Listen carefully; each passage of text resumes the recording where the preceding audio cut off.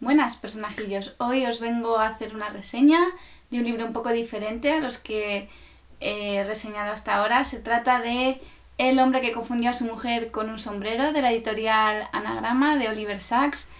Oliver Sacks es un neurólogo que ha escrito bastantes obras. Tenía ganas de leerlas, me recomendaron que empezara por este, la verdad es que es el más conocido, es del que más he oído hablar y me ha gustado muchísimo. Es, como digo, un poco distinto porque es un libro de casos clínicos, neurológicos, pero que no es solo para neurólogos, ni siquiera es solo para médicos, porque son casos clínicos muy interesantes, muy curiosos, que además están bien narrados, es decir, no es una descripción del caso como tal, de los síntomas, del tratamiento, sino de la historia del paciente, de lo que le ocurre al paciente, de cómo esa enfermedad influye en su vida, porque bueno, todas las enfermedades tienen una dimensión humana, digamos, influyen en la vida del paciente y en la vida de sus familiares, pero quizá las enfermedades neurológicas y las psiquiátricas son las que más influencia tengan, porque al fin y al cabo cuando cambia tu personalidad, cuando cambia incluso tu yo, a veces pues es muy impactante. El paciente, dependiendo de qué enfermedad sea, lo sufre o no lo sufre o incluso lo disfruta, pero la familia tiende a sufrirlo.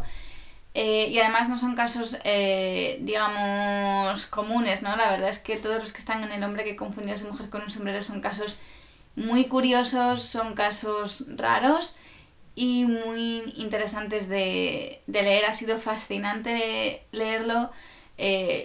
Sí que sabes, ¿no?, que el cerebro puede hacer maravillas y que cuando falla pueden pasar cosas, pues es la palabra que más estoy repitiendo en el vídeo, pero sí, es muy curioso porque no es algo a lo que estemos acostumbrados normalmente.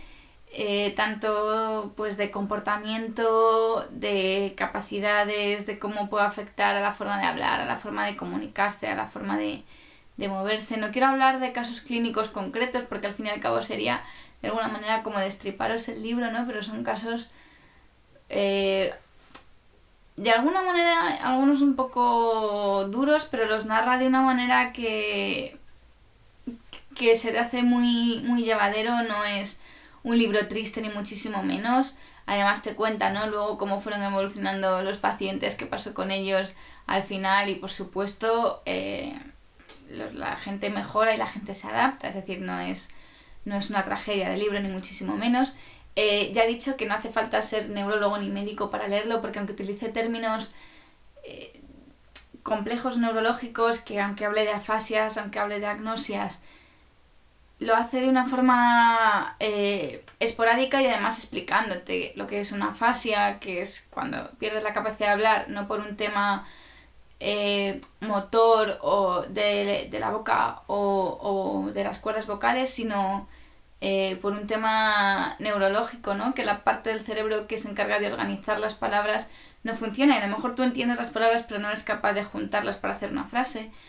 Pues también habla de agnosis, pero te explica que la agnosia es la pérdida de una capacidad que tú antes tenías. A lo mejor tú antes tocabas algo pues que estaba frío, estaba duro, tenía una forma circular con un agujero en medio y tú sabías que eso era un anillo. Y con la agnosia pues tú puedes decir lo mismo, es una cosa fría, dura, parece metálica, pero no eres capaz de decir que eso es un anillo hasta que te lo pones en el dedo.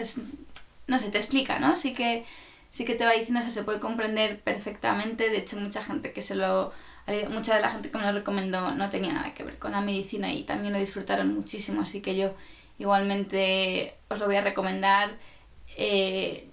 Todos sabemos y hablamos, ¿no?, de que el cerebro es como una máquina perfecta, que es una maravilla. Sigue siendo un misterio, a pesar de todo lo que se conoce, que se ha avanzado muchísimo y se conoce muchísimo, sigue siendo un misterio. Queda muchísimo por avanzar y yo confío en que se hará, pero hoy por hoy hay tantos enigmas y resulta bonito, ¿no?, darte cuenta, aunque sea a través de veces en los que falla, lo maravilloso que es las veces que funciona, ¿no?, cómo es la mente humana todas las posibilidades que tiene, creativas, de recuerdos, de comunicación, de relación con otros, de reconocer a otros, de reconocernos a nosotros mismos, de reconocer qué partes de nuestro cuerpo son nuestro cuerpo, que son cosas, son funciones que damos muy por hechas y del cerebro se está encargando, ¿no? de todo eso. Y este libro pues nos cuenta un poco qué ocurre cuando falla. Tiene situaciones también muy graciosas, ¿no?